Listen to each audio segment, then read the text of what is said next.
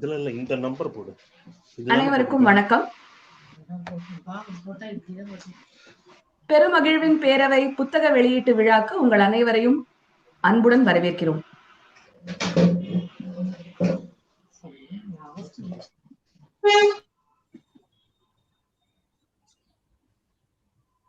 Kannan sir. வணக்கம். இன்றைய நிகழ்வில் பங்களிக்க வந்திருக்கும் நண்பர்களுக்கும் கலந்து கொண்டு சிறப்பிக்க வந்திருக்கும் அனைவருக்கும் மனமார்ந்த நன்றி.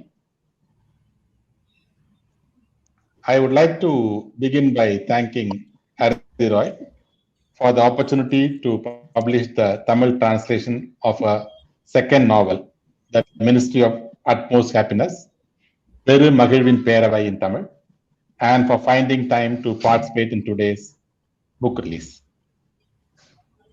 Peru Magilvin Peravai நாவல் 3 வடிவங்களில் இன்று வெளியாகிறது. அச்சு நூலாக, மின்னூலாக, ஒலி நூலாக. இவ்வாறு 3 வடிவங்களிலும் ஒரே நேரத்தில் வெளியாகும் முதல் நாவல் இதுதான் என்று நினைக்கிறேன். அத்தகைய சிறப்பு இந்த நாவலுக்கு, இந்த நூலுக்கு கிடைத்திருக்கிறது. இன்றைய நிகழ்வில் பங்களிப்போர் பற்றிய சிறு அறிமுகத்துடன் நாம் தொடங்கலாம். முதலில் அருந்ததி ராய், புக்கர் பரிசு பெற்ற நாவலாசிரியர், புகழ்பெற்ற கட்டுரையாளர், கட்டுரை வடிவத்தை இலக்கியத்தின் தளத்திற்கு உயர்த்தியவர், களப்போராளி. 2015ஆம் ஆண்டு விடுதலை சிறுத்தைகள் வழங்கும் அம்பேத்கர் சுடர் என்ற விருது இவருக்கு வழங்கப்பட்டது. தமிழகத்தின் முக்கியமான மொழிபெயர்ப்பாளர்.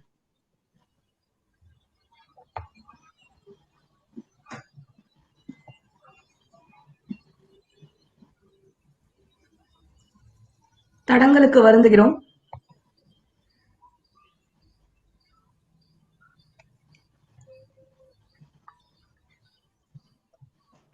கல்லூரியில் விரிவுரையாளராக பணியாற்றியுள்ளார்.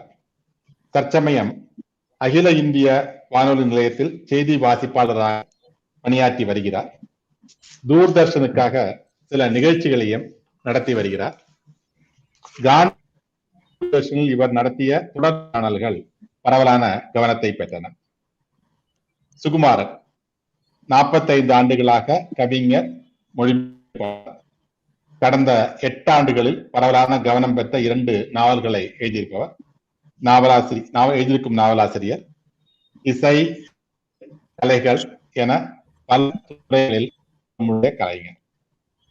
தீபிகா ஸ்டோரிடெல் என்ற பன்னாட்டு ஒலி தமிழ் மேலாளர், முன்னணி வாசிப்பாளரும் கூட. இன்றைய நிகழ்வின் தொடக்கமாக அருந்ததி ராய் இந்நாவலில் இருந்து ஒரு பகுதியை ஆங்கிலத்தில் வாசிப்பார். பின்னர் அதே பகுதியை தமிழில் Chitra Balasubramaniam வாசிப்பார். May I now request Arundhati Roy to read an extract from her novel. Thank you, Kannan. So I'm going to just start reading from the very beginning of the book. So the first part is just a prologue.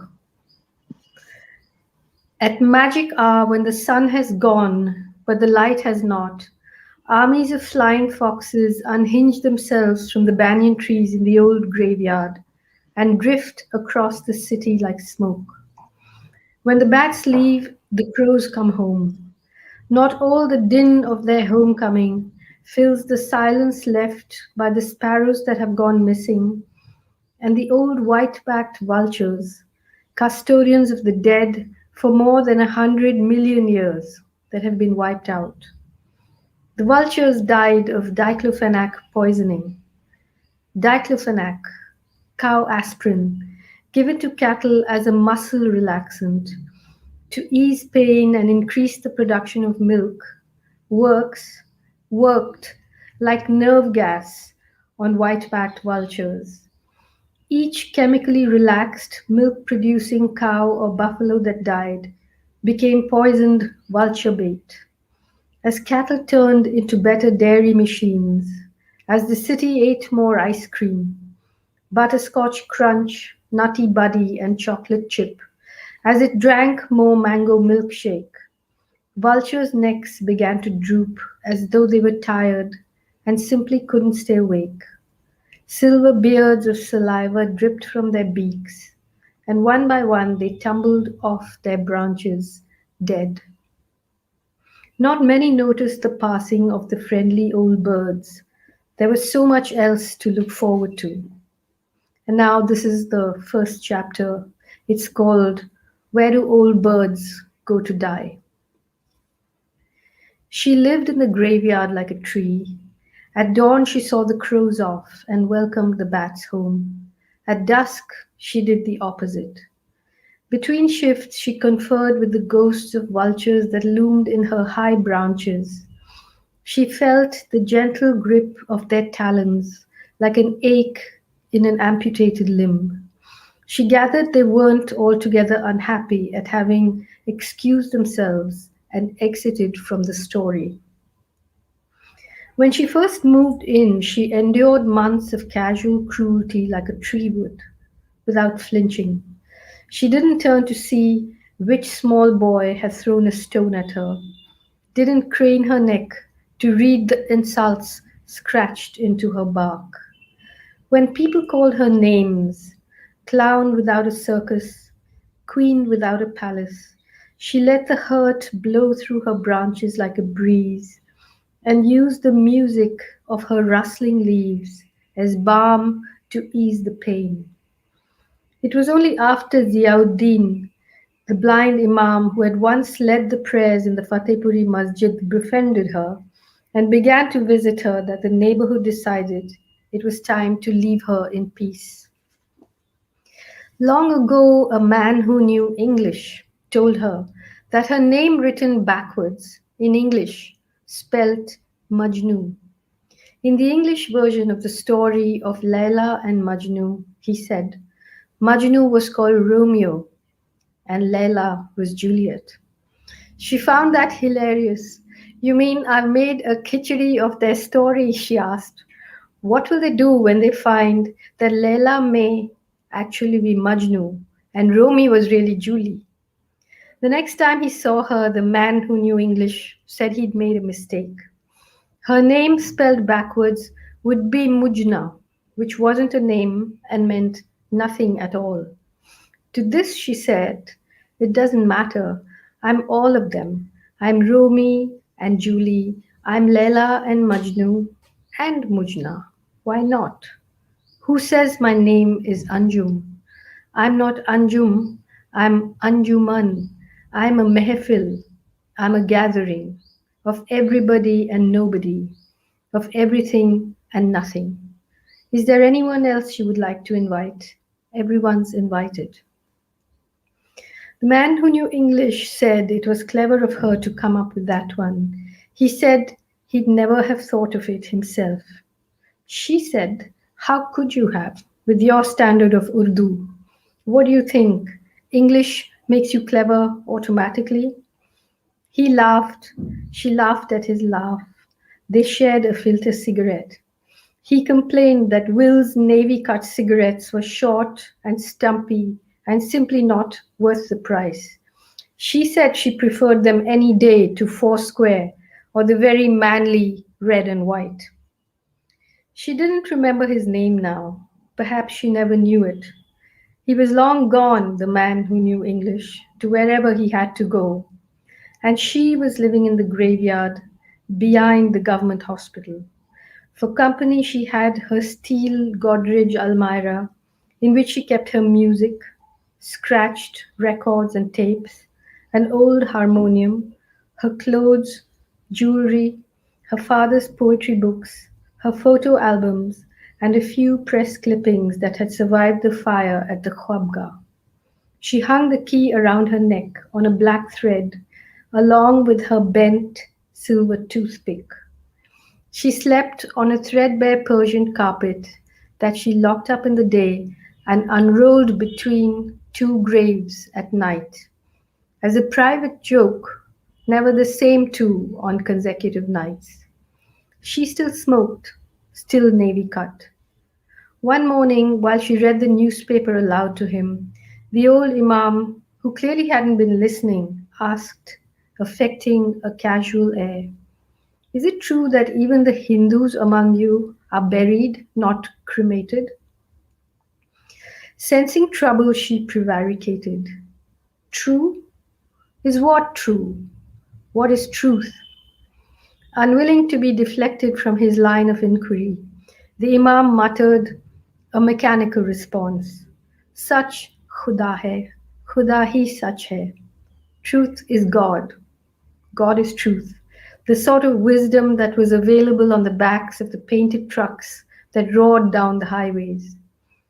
Then he narrowed his blind green eyes and asked in a sly green whisper, "Tell me, you people, when you die, where do they bury you? Who bathes the bodies? Who says the prayers?" Anjum said nothing for a long time. Then she leaned across and whispered back, untree-like, "Imam Sahib, when people speak of color, red, blue, orange, when they describe the sky at sunset or moonrise during Ramzan, what goes through your mind?" Having wounded each other thus deeply, almost mortally, the two sat quietly side by side on someone's sunny grave, hemorrhaging. Eventually it was Anjum who broke the silence. "You tell me," she said. "You're the Imam Sahib, not me. Where do old birds go to die? Do they fall on us like stones from the sky? Do we stumble on their bodies in the street? Do you not think that the all-seeing Almighty One who put us on this earth has made proper arrangements to take us away?" That day the Imam's visit ended earlier than usual. Anjum watched him leave, tapping his way through the graves, his seeing eye cane making music as it encountered the empty booze bottles and discarded syringes that littered his path. She didn't stop him. She knew he'd be back.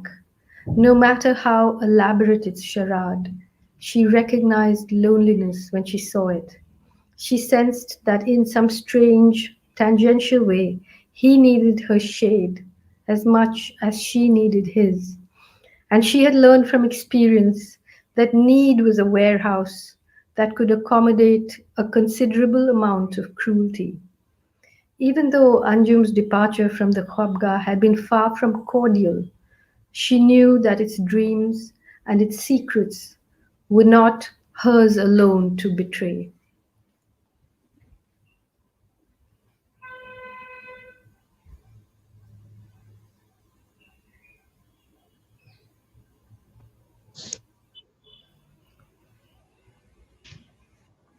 இப்போது பெருமகிழ்வின் பேரவை ஒலி நூல் பற்றி சில வார்த்தைகள் பேசும்படி தீபிகாவை கேட்டுக்கொள்கிறேன்.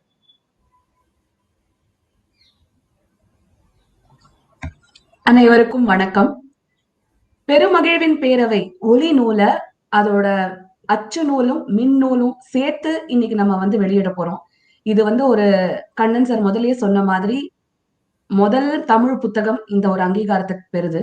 இதுல ஸ்டோரி டெல்லோட பங்களிப்பு இருக்கிறதுல நாங்க ரொம்ப சந்தோஷப்படுறோம்.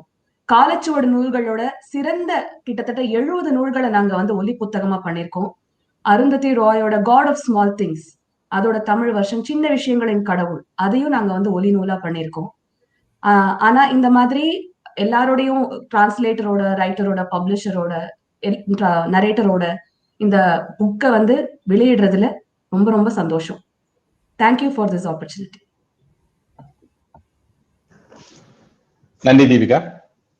இப்போது பெருமகிழ்வின் பேரவை நாவல் இருந்து அருந்ததி ராய் அவர்கள் வாசித்த அதே பகுதியை வாசிக்கும்படி இந்த ஒலி நூலின் வாசிப்பாளர் சித்ராவை அன்புடன் கேட்டுக்கொள்கிறேன். நன்றி கண்ணன் சார். இந்த ஒரு அருமையான வாய்ப்புக்கு மிக்க நன்றி. சூரியன் மறைந்து வெளிச்சம் மட்டும் மிஞ்சியிருக்கும் ஒரு மாய தருணத்தில் அந்த பழைய மயானத்தின் ஆல மரங்களில் இருந்து விடுவித்துக் கொண்ட வௌவால்களின் படை புகை மண்டலத்தை போல நகரின் குறுக்கே மிதந்து செல்ல தொடங்குகிறது. வௌவால்கள் போன பிறகு காகங்கள் கூடு திரும்புகின்றன. இப்போது காணாமல் போயிருக்கும் சிட்டுக்குருவிகளும் பல கோடி ஆண்டுகளாக இறந்தோர்களின் பாதுகாவலர்களாக இருந்து இப்போது நிர்மூலமாக்கப்பட்டிருக்கும் வெண்முதுகு பாரு கழுகுகளும் உண்டாக்கியிருக்கும் வெறுமையின் சப்தத்தை இந்த காகங்களின் கூடு திரும்பும் இறைச்சலால் முற்றிலுமாக நிரப்ப முடிவதில்லை. பாரு கழுகுகள் இறந்தது டைக்ளோபெனாக் என்ற நச்சுப் பொருளால். இந்த டைக்ளோபெனாக் என்பது பசுமாடுகளின் ஆஸ்பிரின். தசை இளக்கியாகவும் வலி நீக்கியாகவும் செயல்பட்டு கூடுதலாக பால் சுரப்பதற்கு உதவும் மருந்து உதவி இருக்கிறது. பாரு கழுகுகளின் மீது விஷவாயுவை போல மருந்தினால் தசை இழக்கப்பட்டு கூடுதலாக பால் சுரந்து வந்த பசுவும் எருமையும் இறந்த பிறகு அவை பாரு கழுகுகளுக்கு நச்சூட்டப்பட்ட இரையாகி விடுகின்றன. அதிக பால் சுரக்கும் இயந்திரங்களாக கால்நடைகள் மாறிய பின் மக்கள் மேலும் மேலும் அதிகமாக ஐஸ்கிரீம்களை, பட்டர்ஸ்காட்ச் கிரஞ்சுகளை, நட்டி பட்டிகளை, சாக்லேட் சிப்புகளை சாப்பிட்டும் மேங்கோ மில்க் ஷேக்குகளை அருந்திக் கொண்டும் இருக்க பாரு கழுகுகளின் கண்கள் செருகி கழுத்து தொய்வடைந்து தலைகள் சாய்ந்தன. அலகுகளில் இருந்து வெள்ளி தாடி போல எச்சில் சொட்ட சொட்ட ஒன்றன் பின் ஒன்றாக அவை அமர்ந்திருந்த கிளைகளில் இருந்து கீழே விழுந்தன உயிரில்லாமல். சிநேகம் மிக்க இந்த பழம் பறவைகள் மறைந்து கொண்டிருப்பதை கவனிப்பதற்கு அதிகம் பேர் இருக்கவில்லை. அவர்களுக்கு கவனிக்க வேறு நிறைய விஷயங்கள் இருந்தன. அத்தியாயம் 1. வயதான பறவைகள் எங்கே சென்று சாகின்றன. அவள் அந்த மயானத்தில் வசித்தாள், ஒரு மரத்தை போல. விடியும் போது காகங்களை வழி அனுப்பிவிட்டு திரும்பி வரும் வௌவால்களை வரவேற்றாள். அந்நியில் இதையே மாற்றி செய்தாள். இந்த இடப்பெயர்வுகளுக்கு இடையிலான நேரத்தில் அவளது உச்சாணி கிளைகளில் உருவற்று அமர்ந்திருக்கும் பாரு கழுகுகளின் ஆவிகளோடு உரையாடி கொண்டிருந்தாள். அவற்றின் நகங்களின் மெலிதான அழுத்தத்தை துண்டிக்கப்பட்ட கையில் வலியை போல உணர்ந்தாள். வேறு வழியின்றி கதையிலிருந்து வெளியேறி விட்டதற்காக அவையொன்றும் அந்த அளவிற்கு வருத்தப்படவில்லை என்பதை உணர்ந்தாள். அவள் முதலில் இங்கே குடியேறிய போது ஒரு மரத்துக்கு வழக்கமாக நேரும் எல்லா கொடுமைகளையும் அனுபவித்தாள். அவற்றை சில மாதங்களுக்கு பொறுத்து கொண்டிருந்தாள், பயந்து ஒதுங்காமல். அவள் மீது கல்லெறிந்த சிறுவன் யார் என்று திரும்பி பார்க்கவில்லை. மரத்தின் மீது கிறுக்குவதை போல அவள் மீது வீசப்பட்ட வசைகளை கழுத்தை திருப்பி பார்க்கவில்லை. எல்லோரும் அவளை கிண்டல் செய்து கொண்டிருந்த போது சர்க்கஸ் இல்லாத கோமாளி, அரண்மனை இல்லாத ராணி அந்த வசைகளை தனது கிளைகளுக்கிடையே காற்றை போல நுழைந்து செல்லவிட்டு அவளது சலசலக்கும் இலைகளின் இசையை வலியை போக்கும் மருந்தாக பயன்படுத்தி கொண்டாள். ஃபதேபுரி மஸ்ஜித்தில் முன்பு தொழுகையை முன்னின்று நடத்தி கொண்டிருந்த ஜியாவுதீன் என்ற குருட்டு இமாம் அவளுடன் நட்பு கொண்டு அடிக்கடி வந்து பார்க்க தொடங்கிய பிறகுதான் அக்கம் பக்கத்தார் அவளை நிம்மதியாக இருக்க விட்டனர். வெகு நாட்களுக்கு முன்பு ஆங்கிலம் அறிந்த ஒருவன் அவளுடைய பெயரை பின்னோக்கி எழுதினால் ஆங்கிலத்தில் மஜ்னு என்று வரும் என்றான். லைலா மஜ்னு கதையின் ஆங்கில வடிவத்தில் மஜ்னு தான் ரோமியோ, லைலா தான் ஜூலியட் என்றான். அவளுக்கு அது சிரிப்பாக இருந்தது. அவர்களுடைய கதையை நான் கிச்சடி செய்து விட்டேன் என்கிறாயா என்று கேட்டாள். லைலா ஒருவேளை மஜ்னுவாகவும் ரோமி உண்மையில் ஜூலியாகவும் இருப்பது அவர்களுக்கு தெரிந்தால் என்ன செய்வார்கள்? அடுத்த முறை அவளை பார்த்த போது ஆங்கிலம் அறிந்த அம்மனிதன் தான் ஒரு தவறு செய்து விட்டதாக சொன்னான். அவளுடைய பெயரை பின்னோக்கி எழுதினால் முஜ்னா என்றுதான் வரும். அது ஒரு பெயரும் அல்ல, அதற்கு எந்த அர்த்தமும் இல்லை என்றார். அதற்கு அவள், அதனால் என்ன, பரவாயில்லை என்றாள். அவர்கள் எல்லோருமே நான் தான். நானே ரோமியும் ஜூலியும், நானே லைலாவும் மஜ்னுவும், முஜ்னாவாகவும் இருந்து விட்டு போகிறேன். என் பெயர் அஞ்சும் என்று யார் சொன்னது? நான் அஞ்சும் கிடையாது, நான் அஞ்சுமன். நான் ஒரு மெஹஃபில், நான் ஒரு கூட்டம். எல்லோரும் சேர்ந்த யாரும் சேராத, எல்லோரும் சேர்ந்த எதுவும் சேராத கூட்டம். வேறு யாரையாவது அழைக்க விருப்பமா உனக்கு? எல்லோரும் வரலாம். இப்படி சொல்வது அவளுடைய கெட்டிக்காரத்தனத்தை காட்டுகிறது என்றான் ஆங்கிலம் அறிந்த அம்மனிதன். தனக்கு அது போல எப்போதுமே தோன்றியதில்லை என்றும் சொன்னான். உன் அரைக்குறை உருதுவை வைத்துக் கொண்டு உன்னால் எப்படி முடிந்திருக்கும்? நீ என்ன நினைத்துக் கொண்டிருக்கிறாய்? ஆங்கிலம் என்பது தானாகவே உன்னை கெட்டிக்காரனாக்கிவிடும் என்கிறாயா என்றாள். அவன் சிரித்தான். அவன் சிரிப்பை கண்டு அவள் சிரித்தாள். ஒரு ஃபில்டர் சிகரெட்டை அவர்கள் பகிர்ந்து புகைத்தனர். வில்ஸ் நேவி கட் சிகரெட்டுகள் குட்டையாக இருப்பதாகவும் அந்த விலைக்கு தகுதியில்லாதவை என்றும் குறை சொன்னான். அதற்கு அவள் ஃபோர் ஸ்கொயர் சிகரெட்டையும் மிகவும் ஆண்மைத்தனமான ரெட் அண்ட் ஒயிட்டையும் விட அவளுக்கு வில்ஸே பிடித்திருப்பதாக சொன்னாள். அவனுடைய பெயர் அவளுக்கு இப்போது நினைவில் இல்லை. ஒருவேளை அதை அவள் எப்போதுமே அறிந்திராமல் இருந்திருக்கலாம். ஆங்கிலம் அறிந்த அம்மனிதன் சென்று வெகு காலமாகிவிட்டிருந்தது. எங்கே போக வேண்டுமோ அங்கே அவன் போய்விட்டிருக்க கூடும். அவள் அந்த மயானத்தில் அரசு மருத்துவமனைக்கு பின்னால் வாழ்ந்து கொண்டிருந்தாள். துணைக்கு அவளது கோத்ரேஜ் இரும்பு அலமாரி இருந்தது. அதில் அவளது சங்கீதம், கீறல் விழுந்த இசைத்தட்டுகள், அவளுடைய அப்பாவின் கவிதை புத்தகங்கள், அவளது புகைப்பட ஆல்பங்கள், காஃப்காவில் நிகழ்ந்த தீ விபத்தில் தப்பித்த சில பத்திரிகை நறுக்குகள் இருந்தன. சாவியை வளைந்த வெள்ளி பற்புச்சி ஒன்றோடு மெல்லிய கருப்பு கயிறில் கோர்த்து கழுத்தில் மாட்டியிருந்தாள்.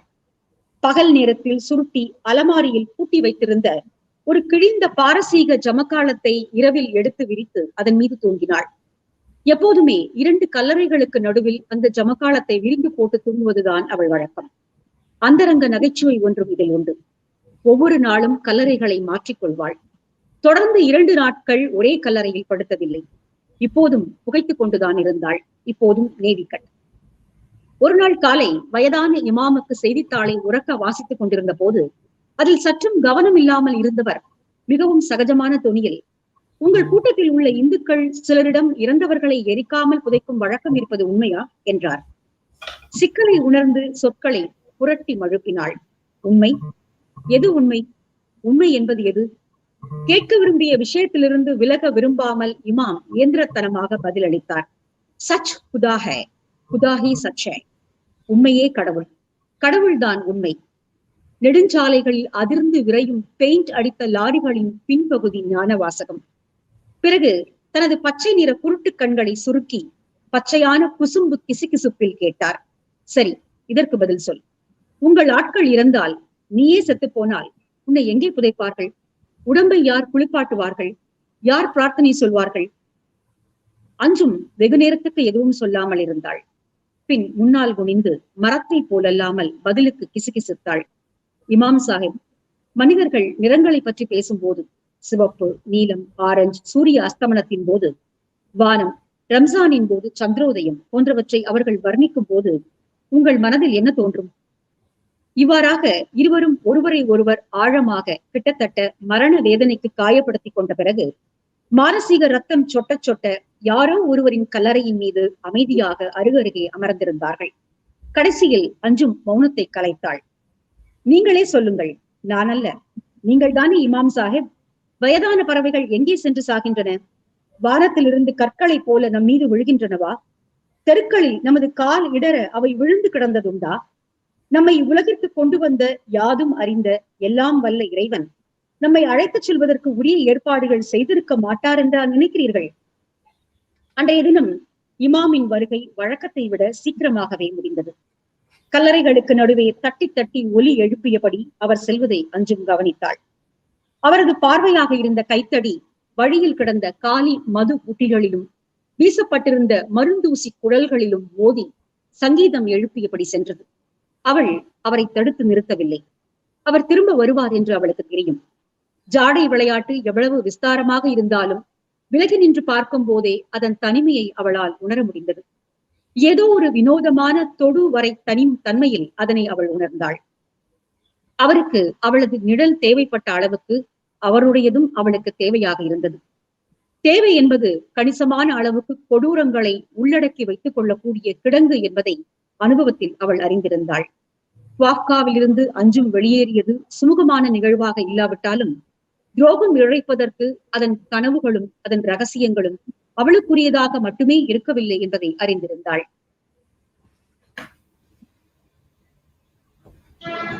Beautiful. நன்றி ஜித். Thank you.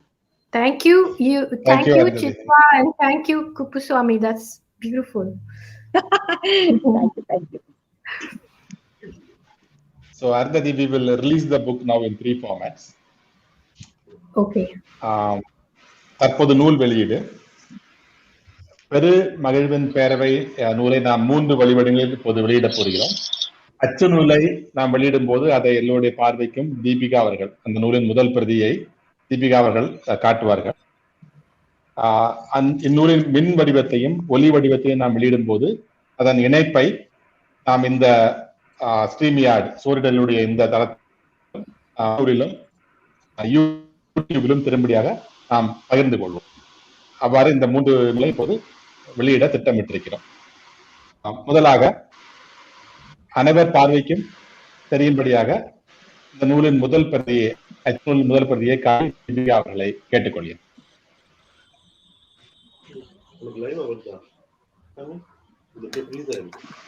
Beautiful. Beautiful. I need my copy now.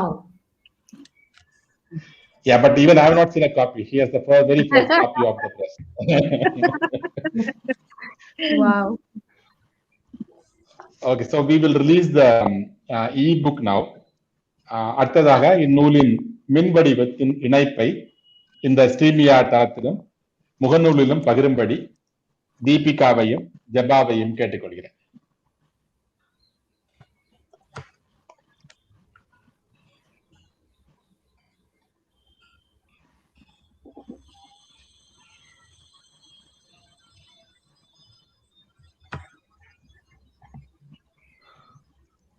இப்போது நாம் ஒலிநூல் வெளியிடலாம். இந்த ஒலிநூலின் இணைப்பை இந்த ஸ்ட்ரீமியா தளத்திலும் முகநூலிலும் பகிரும்படியாக தீபிகாவையும் ஜபாவையும் கேட்டுக்கொள்கிறேன்.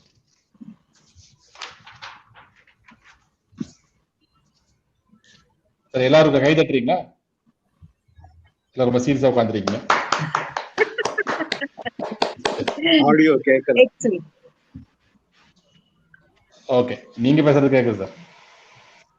தற்போது பெரு மகிழ்வின் பேரவை நாவல் பற்றி சுகுமாரனும் ஜி குப்புசாமியும் உரையாடுவார்கள். எல்லோருக்கும் வணக்கம். முதற்கண் நாவலாசிரியர் அருந்ததிராருக்கும் நாவலின் மொழிபெயர்ப்பாளர் ஜி குப்புசாமிக்கும் நூலை வெளியிட்டிருக்கும் காலச்சூடு பதிப்பகத்துக்கும் வாழ்த்துக்கள்.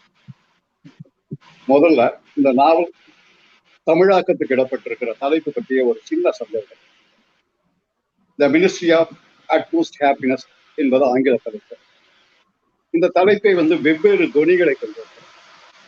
முதல்ல அதில் ஒரு வேதாகம பிப்ளிக்கல் டோன் இருக்கு. அது கிண்டலாக இதுல வெளிப்படுது. ரெண்டாவது, இதுல குறிப்பிடப்படும் இந்த மினிஸ்ட்ரியில, இந்த ஊழியத்தில் குறிப்பிடப்படுபவர்கள் அல்லது முதன்மையாக பங்கேற்பவர்கள் இருக்க இடமில்லாமல் ஒரு மயானத்தில் அடக்கலமாக இருப்பார். அந்த நிலையில இந்த தலைப்பு ஒடுக்கப்பட்டவர்களின் சார்பான பொருளும் ஆகிறது. ஆனா பெருமகிழ்வின் பேரவை அப்படிங்கிற தலைப்பு மிகவும் இயல்பானதாகவும் எளிமையானதாகவும் தெரியுது எனக்கு. இந்த நாவலுடைய மையத்தை புரிந்து கொண்டுதான் குப்புசாமி மொழியாக்கம் செய்திருக்கிறார். அப்படி செய்பவர் அந்த அடிப்படையில இந்த தமிழ் தலைப்பினுடைய பொருத்தப்பாட்டை அவர் விளக்கினால் பயனுள்ளதாக. நன்றி சுகுமாரன். நான் பேசுறது கேக்குது இல்லையா? கேக்குது. இந்த நாவலை மொழிபெயர்க்கிறதுக்கு எனக்கு எவ்வளவு நேரம் ஆச்சோ அந்த அளவுக்கு இந்த தலைப்பை முடிவு செய்யறதுக்கும் அந்த அளவுக்கு நேரம் ஆச்சு. இதுல மினிஸ்ட்ரி அப்படின்றதனுடைய நேரடியான பொருள் அமைச்சகம், அமைச்சரவை, அல்லது அந்த கிறிஸ்துவ மறைமொழியில ஊழியம். ஆனா இந்த நாவலை பொறுத்தவரை இந்த 2 சொற்களுமே பொருந்தாமல் இருக்கிறதுன்றது இந்த நாவலை முழுசா படித்தவர்களுக்கு புரியும். இந்த தலைப்புல இருக்கிற ஒரு சர்காஸ்டிக் தொனி இது இருக்கு இல்லையா, அந்த சர்காஸ்டிக் தொனி தமிழ்ல வரலன்றத, தமிழ்ல கொண்டு வர முடியலன்றத நான் ஒத்துக்கிறேன்.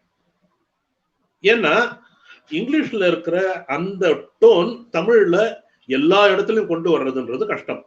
ஆனால் இதுல மினிஸ்ட்ரின்றது எந்த அர்த்தத்துல பயன்படுத்தப்பட்டிருக்குன்றத பத்தி கிட்டத்தட்ட 2 வருஷத்துக்கு மேலே இதெல்லாம் ஒரு தீவிரமாவே நம்ம ஆராய்ஞ்சு பார்த்துருக்கோம். இந்த நாவல் எனக்கு முதல்ல இதுல முக்கியமா பாக்குற ஒரு விஷயம் என்னன்னா, இந்த மினிஸ்ட்ரி அப்படின்றது அவங்க எதுல இருந்து எடுத்திருப்பாங்க அப்படின்றது என்னால ஊகிக்க முடிகிறது. ஜார்ஜ் ஆர்வலோட 1984 நாவல்.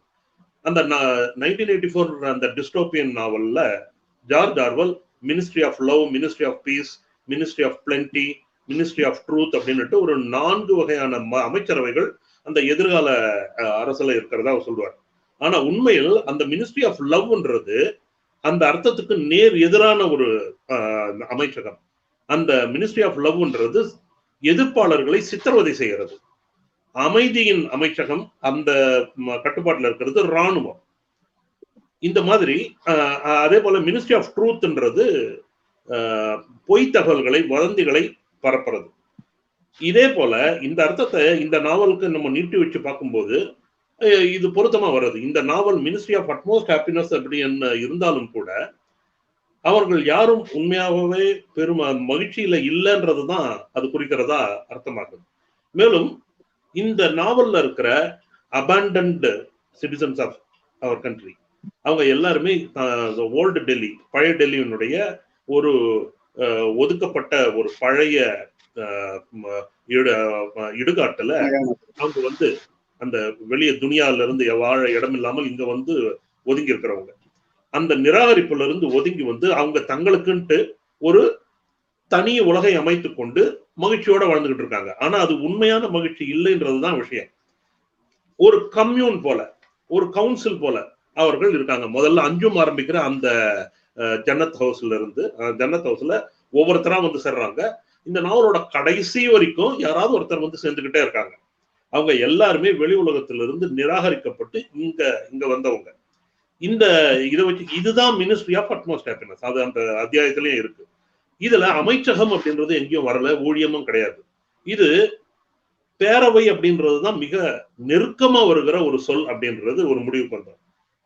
ஜெர்மனியில இருக்கிற எழுத்தாளர் பிரசாந்தி சேகரன் அவங்க கிட்ட இந்த நாவலோட ஜெர்மன் மொழிபெயர்ப்புல என்னவா வந்திருக்கு, பிரெஞ்சுல எப்படி வந்திருக்கு, ஸ்பானிஷ் மொழிபெயர்ப்புல என்ன தலைப்பு வந்திருக்குன்னு விசாரிச்சதுல அவங்க சொன்னது எல்லாமே இதுக்கு கிட்டதான் வர்றது. அதனால் பெருமகிழ்வின் பேரவை அப்படின்றதுதான் கிட்டத்தட்ட நெருக்கமான ஒரு மொழியாக்கமா எனக்கு படுறது. I agree. அந்த மினிஸ்ட்ரி ஆஃப் அட்மோஸ்ட் ஹாப்பினஸ் அப்படின்றதுல இருக்கிற ஒரு பன் எலிமெண்ட் தமிழ்ல கொஞ்சம் மிஸ்ஸிங். ஆனா கண்டென்ட் வைஸ் கரெக்டான ஒரு சொல்லாக்கம் இதுவாதான் இருக்கும்னு நான் நினைக்கிறேன். நன்றி. அப்புறம் இந்த தமிழாக்கத்தினுடைய முதல் வாசகர்கள்ல நானும் ஒருத்தன் அப்படின்னு சொல்றேன். இது மட்டும் இல்ல, ராயினுடைய முதல் நாவலான சின்ன விஷயங்களின் கடவுள் மொழிபெயர்ப்பையும் முதல்ல வாசிக்கிற சிலர்ல ஒருத்தரா நான் இருக்கேன். ரெண்டும் வெவ்வேறு கதை, ரெண்டும் வெவ்வேறு பின்புலம். ஆனா ஒப்பீடா சொல்லணும்னா ரெண்டிலும் மேலோங்கி தெரியறது வந்து அவற்றின் அரசியல் அப்படின்னு தோணுது. சின்ன விஷயங்களின் கடவுளை நினைவுகளின் அரசியல் அப்படின்னும், பெருமகிழ்வின் பேரவையை நிகழ்வுகளின் அரசியல் அப்படின்னு பார்க்கலாம். ரெண்டு நாவலையும் நீங்க தான் தமிழாக்கம் செய்திருக்கிறீர்கள். இரண்டுக்கும் பொதுவான அம்சங்களாக நீங்கள் எதையேனும் இதில் பார்த்திருக்கிறீர்களா? இது முதல் பகுதி. இதையொட்டிய இன்னொரு கேள்வியும், முதல் நாவல் வெளி வந்து கிட்டத்தட்ட 20 வருடங்களுக்கு பிறகுதான் இரண்டாவது நாவல். ஒரு வாசகனா, மொழிபெயர்ப்பாளனா, அருந்ததிராயுடைய படைப்பாக்கத்தில் நிகழ்ந்திருக்கிற மாற்றங்கள் என்ன? இந்த மொழியாக்கத்துல, முதல் மொழியாக்கத்திலிருந்து மாறி இந்த மொழியாக்கத்துல நீங்கள் கடைபிடித்த முறையியல் என்ன அப்படின்னு தெரிஞ்சுக்க விருப்பம்.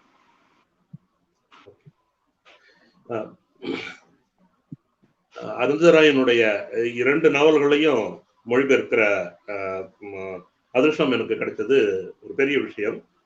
முதல்ல ஒவ்வொரு பகுதியா நான் சொல்லிடுறேன். சின்ன விஷயங்களின் கடவுள் நாவலோட மையம் ஒரு வீடும் அதில் நொறுங்கிய இதயத்துடன் வசிக்கும் ஒரு குடும்பமும் என்றால், பெருமகிழ்வின் பேரவையினுடைய நாவல்ல அந்த வீட்டின் கூரை இடிந்து விழுந்து அந்த நொறுங்கிய இதயம் யுத்தம் சீரழித்திருக்கும் பள்ளத்தாக்குகளிலும் நகர வீதிகளிலும் அதன் சில்லுகளை இறைத்து விட்டிருக்கும் ஒரு களம் அப்படின்னுட்டு அருந்ததிராய் அவங்களோட ஒரு கட்டுரையில சொல்லியிருக்காங்க. அதுதான் உண்மை. இந்த நாவல் காட் ஆஃப் ஸ்மால் திங்ஸ், சின்ன விஷயங்களின் கடவுள் நாவல் எனக்கு மொழிபெயர்க்கிறதுக்கு மிகவும் எளிமையா இருந்ததுன்னா அதுக்கு காரணம் அந்த நாவல் நான் மிகவும் அதிகமான முறை படித்த நாவல் அது. 1998 இருந்து அந்த நாவலை மொழிபெயர்க்க தொடங்கிய 2003 வரை அந்த நாவலை கிட்டத்தட்ட நான் ஒரு மிகையா சொல்றதா நினைக்க வேண்டாம், ஒரு 70 முறைகளுக்கு மேல நான் படிச்சிருப்பேன். ஆல்மோஸ்ட் எனக்கு அந்த நாவல் மனப்பாடமா தெரியும். அதனால அந்த மொழிபெயர்க்கும் போது எனக்கு அது ரொம்ப சுலபமா என்னோட ரத்த நாளங்கள்ல இருந்து அப்படியே எடுத்து நான் டிரான்ஸ்ஃபர் பண்ணிட்ட முடிஞ்சது. ஆனா இந்த நாவலை மொழிபெயர்க்கும் போது அது போல முடியல. அதற்கு முக்கியமான காரணம் அந்த நாவலை சின்ன விஷயங்களின் கடவுள் காட் ஆஃப் ஸ்மால் திங்ஸை எனக்குள்ளிருந்து நான் அந்த நாவலுக்குள்ளவே நான் போயிருந்தேன். அந்த நாவல் எனக்குள்ள இறங்கி இருந்தது. சாரி, அந்த நாவல் எனக்குள்ள இறங்கி இருந்தது. அதனால அதை எனக்கு மொழிபெயர்க்கிறது அது ஒரு விதமா இருந்தது. ஆனால் இந்த மினிஸ்ட்ரி ஆஃப் அட்மோஸ்ட் ஹாப்பினஸ் பெருமகிழ்வின் பேரவை நாவலுக்கு உள்ள நான் இறங்க வேண்டியிருந்தது. அதுதான் வித்தியாசம். முதல் நாவல் எனக்குள் இறங்கியது, இரண்டாவது நாவல் அந்த நாவலுக்குள் நான் இறங்கினேன். இந்த 2 நாவல்ல இருக்கிற மொழி வித்தியாசம் அப்படின்றது அவங்களே அருந்ததிராயே ஒரு கட்டுரையில ஒரு உரையில சொல்லியிருக்காங்க. அவங்க முதல்ல அந்த சின்ன விஷயங்களின் கடவுள் நாவலை எழுதுறதுக்கான மொழியை கண்டடைந்த விதத்தை பத்தி அவங்க ரொம்ப அழகா சொல்லியிருக்காங்க. மொழி அப்படின்றது அது கையளிக்கப்பட்ட ஒரு விஷயம் இல்லை எந்த எழுத்தாளனுக்கும். அது சமைக்கப்பட வேண்டியது, ஸ்லோ இட், மெதுவாக சமைக்கப்பட வேண்டியது, ஸ்லோ குக். அந்த நாவலை அவர்களுடைய ஜாடையிலேயே இருக்கிற ஒரு மொழியில எழுதினதா சொல்றாங்க. அது அந்த நாவலுடைய மொழியில் அருந்ததிராயோட உண்மையான உருவமும் அப்படியே சேர்ந்து தெரிஞ்சிருக்கும். ஆனா அதற்கு பிறகு அந்த எண்ட் ஆஃப் இமேஜினேஷன் மாதிரியான கட்டுரைகள் எழுத ஆரம்பிச்சதுக்கு அப்புறம் அவங்களோட மொழி மாறிட்டது. நேரடியான இந்த ஃபேஸ் இங்கிலீஷ்ல முகத்துல ஏற மொழி. அதன் பிறகு இந்த 20 வருடங்கள் கழித்து இந்த நாவலை எழுதும் போது அவங்களுடைய அந்த நடை இந்த 2 மாதிரியாவும் இல்லாமல் வேற ஒரு இன்பிட்வீன் லைன்ல ஒண்ணு வந்தது. அது எப்படின்னா, சின்ன விஷயங்களின் கடவுளுடைய அந்த அருந்ததிராயனுடைய ஆரம்ப நடையும் அப்புறம் இந்த அவங்களோட நான் ஃபிக்ஷன்ல இருக்கிற அந்த எள்ளல் நடையும் சேர்ந்த ஒரு கலவையா இருந்தது. இந்த நடையை மொழிபெயர்க்கிறது எனக்கு அது ரொம்ப சந்தோஷமான ஒரு விஷயமா இருந்தது. அது எப்படின்னா, மற்ற எழுத்தாளர்களை மொழிபெயர்க்கிறத விட அருந்ததிராயை மொழிபெயர்க்கும் போது என்னை நானே மொழிபெயர்த்துக்கிற மாதிரியான ஒரு பிரமை, அது பிரமையா அது உண்மையான்னு தெரியல, அந்த மாதிரியான ஒரு இதுலதான் என்னால ரொம்ப ரசிச்சு வேற எந்த அந்த அளவுக்கு இன்வால்மெண்டோட என்னால வேற எந்த மொழிபெயர்ப்பாளர் எந்த இதுவும் நான் மொழிபெயர்க்கிறதா சொல்லவே முடியாது. அந்த அளவுல இந்த நாவலை மொழிபெயர்க்கிறது எனக்கு வேற விதமான ஒரு அனுபவமா, ஆனால் அதே அளவு சந்தோஷத்தை தரக்கூடிய ஒரு விஷயமா இருந்தது. ஆனால் அது சந்தோஷம் அப்படின்றது இதுவும் இந்த டைட்டில் இருக்கிற மாதிரி ஒரு அட்மோஸ்ட் ஹாப்பினஸ் தான். மிகவும் சித்திரவதைக்கு உள்ளாக்கப்பட்டுதான் இந்த நாவலை நான் மொழிபெயர்த்தேன். இந்த நாவல்ல வர்ற அந்த கொடுமை, அந்த அராஜகங்கள், அந்த ரத்தம், அந்த அழுத்தம் எல்லாமே எனக்குள் நிகழ்ந்து கொண்டிருந்தது. என்னன்னா, இந்த நாவலை மொழிபெயர்க்கிற அந்த காலம் முழுவதும் நானும் அந்த ஜன்னத் ஹவுஸ்ல அஞ்சும் எனக்காக ஒதுக்கி இருந்த ஒரு தனி கல்லறை என்னால் இருந்த மாதிரிதான் இருந்தது. பெருமகிழ்வின் பேரவை நாவலனுடைய கடைசி வரி எழுதப்படுறதுக்கு முந்தின நாள் வரைக்கும் இந்திய அரசியல் சமூக வாழ்க்கையில நிகழ்ந்த பெரும்பான்மையான சம்பவங்கள் நாவல் இடம்பெறும். குஜராத் கலவரம், சிறுபான்மையினருக்கு எதிரான அடக்குமுறை, டெல்லியில நடந்த கலவரங்கள், காஷ்மீரில் நடந்த அல்லது தொடர்ந்து நடக்கும் அரசு வன்முறை, கருத்துரிமைக்கு எதிரான போராட்டங்கள், அதை அடக்குவதற்கான நடவடிக்கை, இது எல்லாமே இந்த நாவல்ல பேசப்படுது இல்லையா? இதை எல்லாமே அருந்ததிராய் கட்டுரைகளா எழுதியிருக்காங்க, உரைகளாகவும் பலமுறை நிகழ்த்தி இருக்காங்க. அதையெல்லாம் தாண்டி இது ஒரு புனைவாக வெளிப்படுகிறது. அந்த கட்டுரைகள்லையும் உரைகள்லையும் இல்லாத ஒரு ஹியூமன், ஒரு மானுட ஈரம் இந்த நாவல்ல இருக்கு.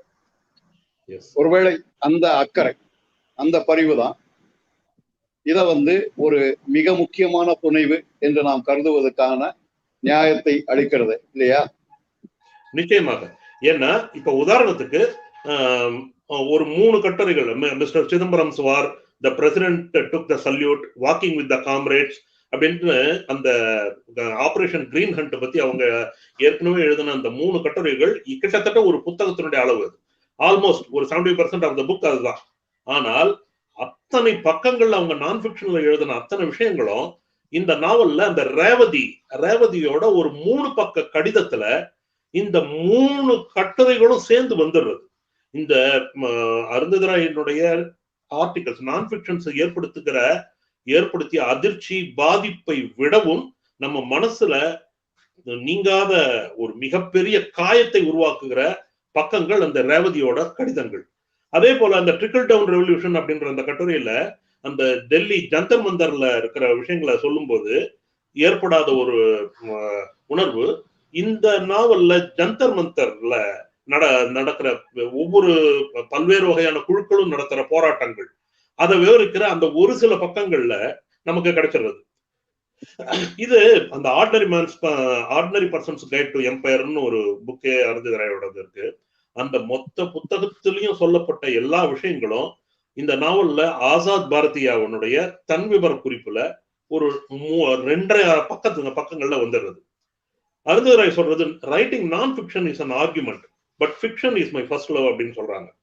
எத்தனை பக்கங்கள் நான் ஃபிக்ஷன்ல எழுதியிருந்தாலும் அருந்ததிராயனுடைய ஃபிக்ஷன்ல அத்தனையையும் மிக உயிரோட்டமோட சொல்லிட முடிகிறது.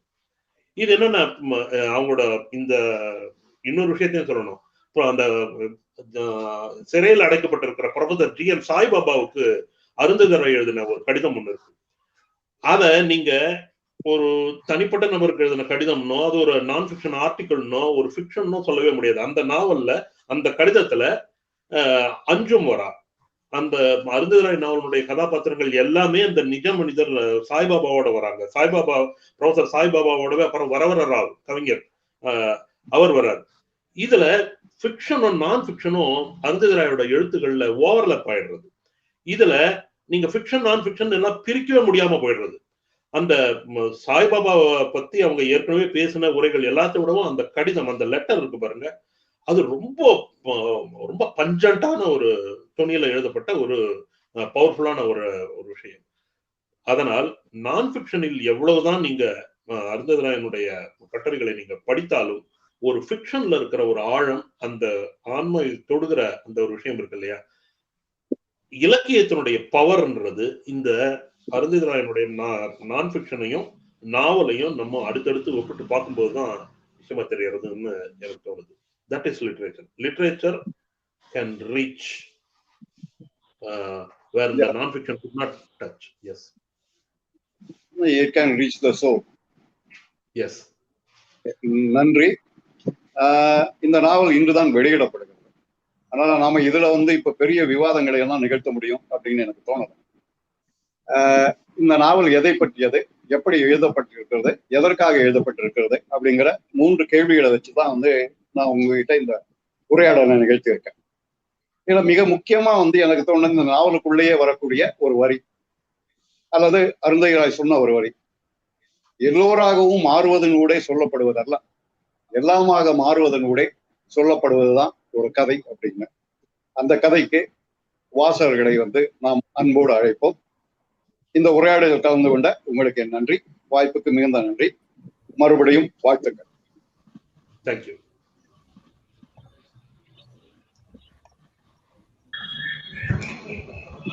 மிக சிறப்பாக இந்த உரையாடலை நடத்திய குப்புசாமிக்கும் சுகுமாரனுக்கும் மனமார்ந்த நன்றி. So Arundhati, can we now initiate the discussion with the readers?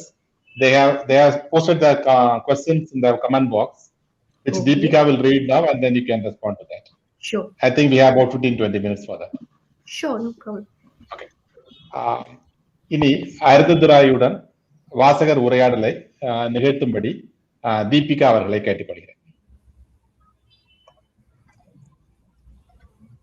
Hello ma'am. The first question is, in what context the word ministry has been used by you? I was trying to understand what the discussion was, since I speak Malayalam, but I couldn't follow completely. But in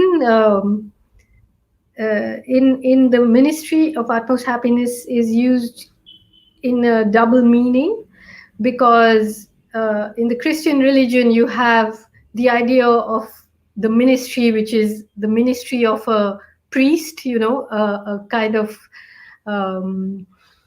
a region where a priest ministers to the people. So in a sense, Anjum is that minister in the graveyard, but it's also used in that bureaucratic sense.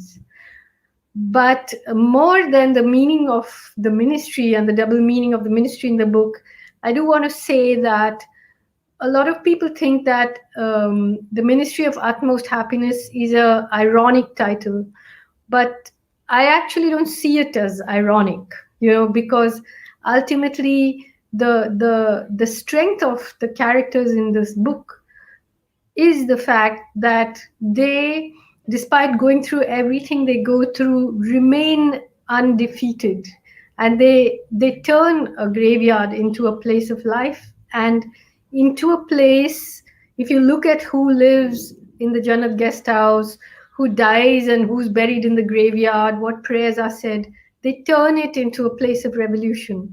So the utmost happiness is not ironic.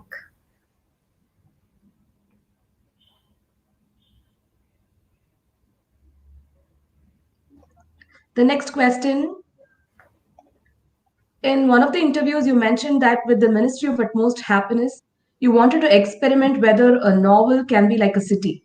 Could you elaborate on that specific aspect, in which way architecture or cityscape is woven in your writing? Yes, so I am an architect who, towards the end of my study of architecture, became very interested in cities. And yes, I've said quite often that for me, in a way, a city is like a novel full of endless stories. And I like the idea of trying to do the opposite, where you make a novel which is complex, because as you walk down the metaphorical city streets of this novel, you meet everybody. You don't walk past anybody. And so, in a way, I've said that the reader is the new migrant into the city, and they can't understand the city unless they live in it, unless they can't understand it by just motoring down the highways, because all the characters that are introduced to you have names, have stories, have interweaving stories. And just like a city in our part of the world is planned, and that plan is ambushed, and then it's replanned, and however chaotic it is, eventually does have a plan, and a city does inscribe itself against the landscape, in the surface of the earth. A city has a form and shape which is continuously ambushed and remade, and ambushed and remade. And in some ways, that is the Ministry of Utmost Happiness too. I mean, I'm not talking about the fact that it's set in a city. It is set in a city, but I'm talking about how it's structured, that it has these lanes and by lanes and little quadrangles, and you walk down and you have to stop and smoke a cigarette with even the minor characters. You can't ignore them, and you may get confused by the way an immigrant might be confused when they first enter a big city, but eventually you have to make it yours by living in it. Thank you. The next question is, what are you working on now, or will it take a few more years? Well, to be honest, I think that what's happened to us, to the world, with the corona pandemic, and everything that is being done to us below, beyond, and under and over this pandemic, means that there is a new, I had written a little piece called "The Pandemic is a Portal," and somehow to understand the contours of this new world requires one to live in it and walk around in it a bit, and not to be that person who thinks they understand everything without experiencing it. So I'm really as disturbed as most people are, as unsettled as most people are, and my mind is trying to wrap myself around how to think about this new world. So I'm not really writing anything now. I'm reading, I'm thinking, I'm pacing around, I'm trying to get my bearings.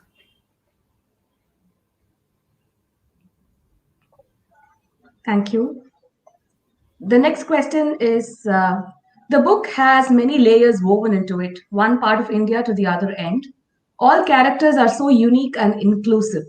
Did you plan it that way, or it so happened?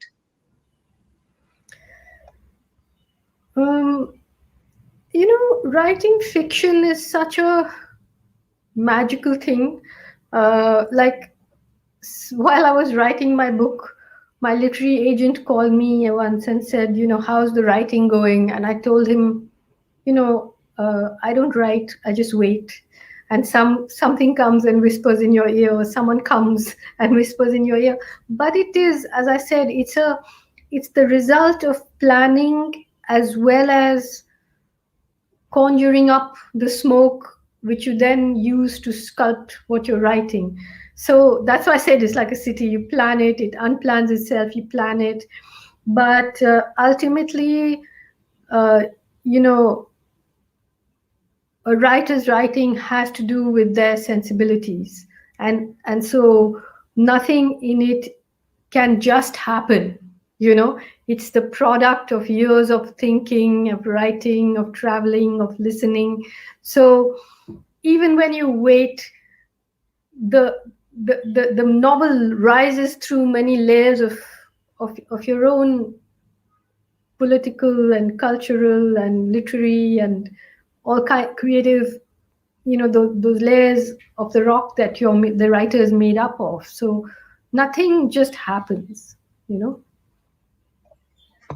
It's so beautifully put. I don't write, I just wait. It's very beautiful.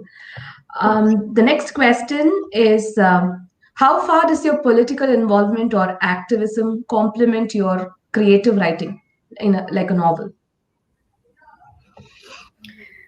If you read one of my early political essays, it's called The Ladies Have Feelings, So Shall We Leave It to the Experts? It was written at a time when, it was all right to attack women for being passionate and call us hysterical and shrill while giving yourself, the man, the idea of being the great, moderate, all-seeing person, But in that, I talked about why this tension that is modern now between writing and activism is so strange, because it reduces both the writer and the activist.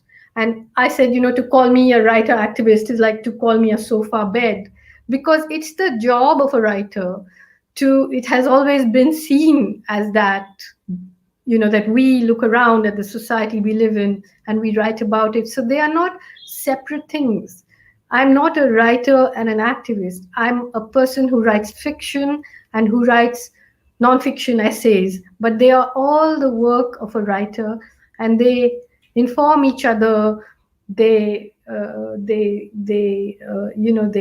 into each other, and they are part of each other. As a writer who I deeply admire called John Berger once wrote to me, and he said, your fiction and your nonfiction, they are like your two legs, like you walk with both of them, So I don't actually see any artificial separation between them. They are different things. I write them differently, but they are both very much a part of me.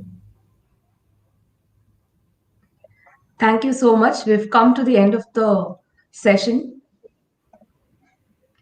That's very efficient of you. Thank you. Thank you so much. Means a lot coming from you. Thank you very much. And thank you, Sukumaran sir. Thank you, Kupuswamy. Thank you, Chitra. Thank you, Kannan. Thank you, Deepika. I enjoyed speaking to you, and I really enjoyed listening to that reading. Thank you. Thank you, Rahil. Thank you, everybody. You're welcome. Okay. Bye then. Bye. See you in Chennai or in... Thank you, everyone. Sometime soon. Bye. Thanks to all the viewers. Thank you. Bye-bye. Thank you. Yes. Thank you. Goodbye. Bye. Thank you. Thank you so much. Bye. Bye. Thank you all.